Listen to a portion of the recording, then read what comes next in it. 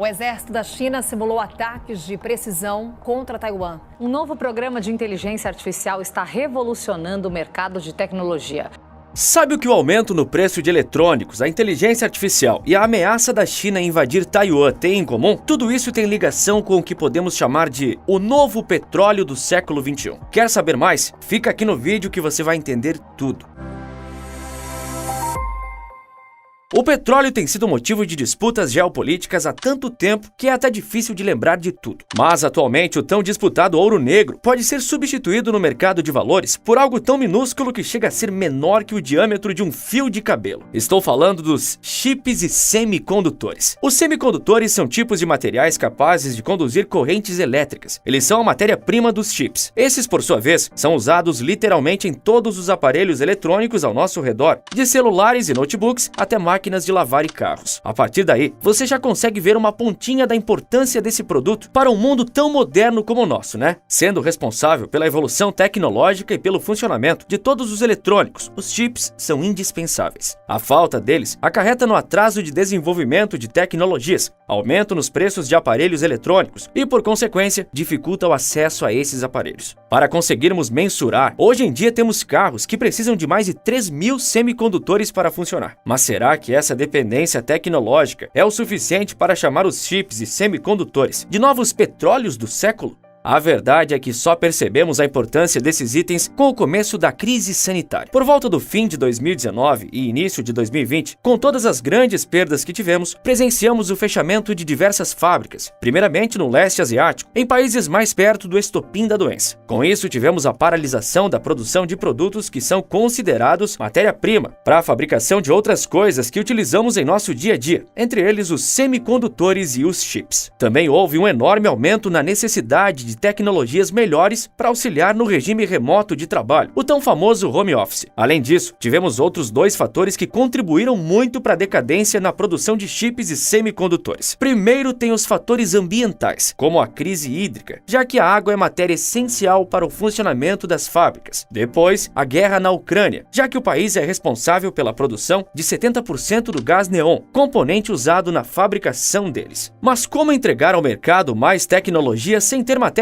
o suficiente para aguentar toda a demanda? A resposta é simples: não é possível. Com uma demanda alta e pouca oferta, entramos na crise dos chips. Naquele momento, o mercado era dominado por Taiwan, já que sua empresa, TSMC, era responsável por 60% da produção e exportação deles. Percebendo os riscos de depender principalmente de apenas um fornecedor e os pontos negativos de não ter um mercado interno autossustentável, os Estados Unidos investiram cerca de 52 bilhões de dólares em incentivo à pesquisa e construção de fábricas próprias de semicondutores. Para ter uma noção, vamos comparar os valores. O orçamento destinado à NASA para 2023 deve chegar no máximo até 26 bilhões de dólares. A visão de importância que o governo americano tem sobre chips e semicondutores é tão grande que o dobro da verba da NASA foi investido para aumentar a indústria interna desse setor. E como foi dividido esse investimento bilionário? Bom, dessa bolada, 39 bilhões foram destinados a incentivos de fabricação, 13,2 bilhões enviados para pesquisa, desenvolvimento e treinamento de força de trabalho. E, por fim, 500 milhões foram para atividades internacionais de segurança de tecnologia de comunicações da informação. Mas, apesar de todo esse investimento, abrir fábricas de semicondutores e começar a produzir chips não é algo fácil e rápido assim. Na verdade, somente as máquinas necessárias para produzir os semicondutores podem chegar a custar 300 milhões de dólares. Isso sem falar de toda a infraestrutura necessária para comportar essas máquinas, manejar os escudos de silício utilizados na fabricação, as câmaras limpas e muito mais. Assim, Taiwan continuou sendo líder no quesito tecnologia de nanochips. Então, como os Estados Unidos estão tentando controlar esse mercado de imediato? Pois é, agora que a história começa a ficar ainda mais parecida com a do petróleo. A empresa holandesa, a SML, que é líder na produção de semicondutores e detentora da EUV, a mais avançada tecnologia em semicondutores do mercado, está proibida pelos Estados Unidos de comercializar essa tecnologia para a China. Tudo para impedir o avanço da produção de chips pelo tigre asiático. Essa foi a tentativa desesperada do governo de nivelar o mercado. Mas quais as consequências disso? Lembra da TSMC, empresa taiwanesa que é responsável por 60% da exportação de chips? Bem, a TSMC é um dos principais clientes da ASML, já que seus chips utilizam os semicondutores EUV fabricados por eles. Então, sendo uma empresa do leste asiático que pode comprar os semicondutores de ponta, a TSMC e Taiwan inteira viraram alvo da China. Com a desculpa de que o território de Taiwan é originalmente da China, o governo de Xi Jinping está ameaçando invadir o pequeno país, mas com apoio e defesa militar dos Estados Unidos e sob o risco de ter a maior e mais importante fábrica de chips do mundo destruída. Nessa grande guerra geopolítica, Taiwan se mantém segura, mas talvez seja por pouco tempo. Ok, tivemos crise no mercado, descobrimos o quão dependentes somos de algo tão pequeno e tivemos disputas geopolíticas por algo literalmente minúsculo. Mas e atualmente? O que temos de novidades sobre o novo petróleo do século? Vamos começar pela holandesa ASML. A empresa continua líder no quesito semicondutores e detentora da tecnologia de ponta chamada de EUV. Suas restrições de exportação impostas pelos Estados Unidos para a China continuam dando trabalho ao tigre asiático e gerando cada vez mais desvantagem e intrigas.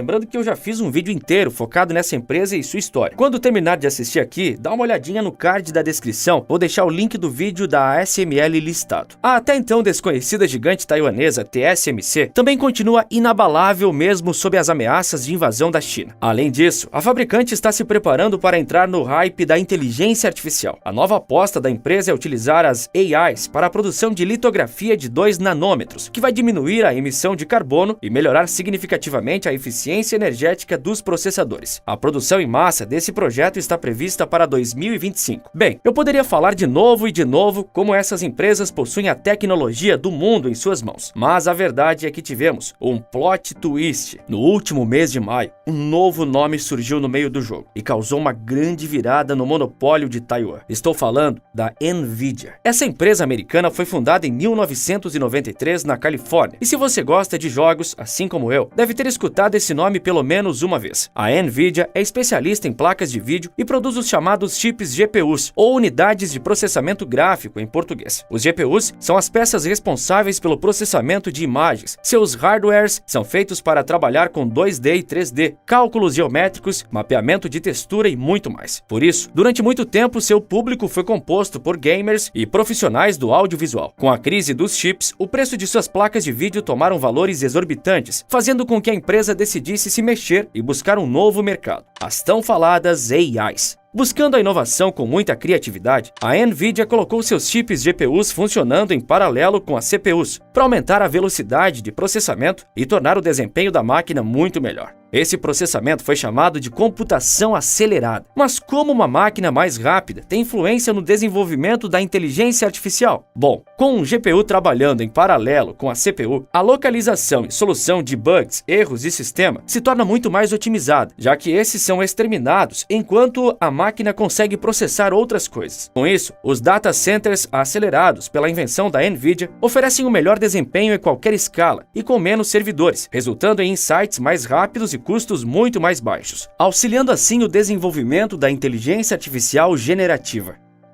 Então, foi surfando nessa onda das AIs que a empresa americana bateu nesse último mês de maio uma meta incrível e que parecia bem mais distante para uma empresa ocidental. Ela prevê um total de 11 bilhões de dólares em vendas apenas para o segundo semestre de 2024. Essa previsão resultou em um crescimento de 25% de seu valor de mercado e aproximou a NVIDIA da marca de 1 trilhão de dólares, fazendo com que ela se tornasse a quinta empresa norte-americana listada na Bolsa de Valores. Isso é sem precedentes e foi considerada a sua melhor projeção de lucros de todos os tempos em Wall Street. A fabricante é a primeira empresa de chips que conseguiu esse feito. Para comparar com uma empresa do mesmo segmento, a TSMC tem o valor de mercado em cerca de 535 bilhões de dólares. As ações da NVIDIA estão custando mais de 400 dólares e, de acordo com as evoluções do mercado, ameaça superar a gigante Amazon. O hype da NVIDIA está tão em alta e com uma concorrência tão acirrada no mundo dos investimentos que a empresa está valendo 218 vezes o que ela gera de lucro. Ou seja, se você investir nesse instante na NVIDIA, pode levar cerca de 200 anos para trazer seu dinheiro de volta como acionista. Surreal, né? Mas esses números assombrosos também indicam históricos de quedas futuras, então vale a pena ficar de olho na Bolsa de Valores. Com essa explosão de uma empresa norte-americana, você deve estar se perguntando: onde ficamos nessa colocação? Infelizmente, o nosso país não tem uma colocação muito boa. Sendo bem sincero, não estamos nem no mais ou menos. O Brasil importa 90% dos chips e semicondutores que usamos. Isso pode explicar um pouco sobre os preços exorbitantes de carros, já que apesar de sermos a 8ª maior indústria de automóveis, não produzimos e nem conseguimos importar uma matéria-prima para que os mesmos sejam fabricados. Apesar de possuir a única estatal de tecnologia que produz chips na América Latina, o governo anterior pretendia privatizar a empresa e subsidiar a entrada de companhias estrangeiras aqui no país. A CEITEC, ou Centro Nacional de Tecnologia Eletrônica Avançada, ainda não dá lucro e continua sobrevivendo através do Tesouro Nacional.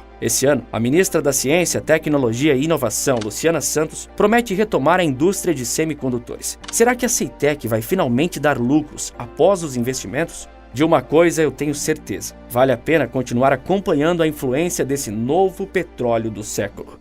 Mas ao invés de depender do retorno das estatais, que tal ter sua própria fonte de renda sem precisar de diplomas ou trabalhar em projetos absurdos? Eu sou José Victor, fundador do Maestria nos Negócios, e tenho esses resultados incríveis apenas trabalhando aqui na internet. Se interessou, né? Eu preparei uma aula gratuita para você, mostrando como é possível aproveitar ao máximo essa mina de ouro. Basta clicar no link aqui na descrição ou apontar a câmera do seu celular para o QR Code que está aparecendo aqui na sua tela. Corre enquanto ainda está disponível. Quer saber mais sobre as empresas de chip e a situação tensa entre China e Taiwan? Eu separei esses vídeos aqui para você, com informações completas sobre esses tópicos. Por esse vídeo é isso. Um forte abraço e bons negócios!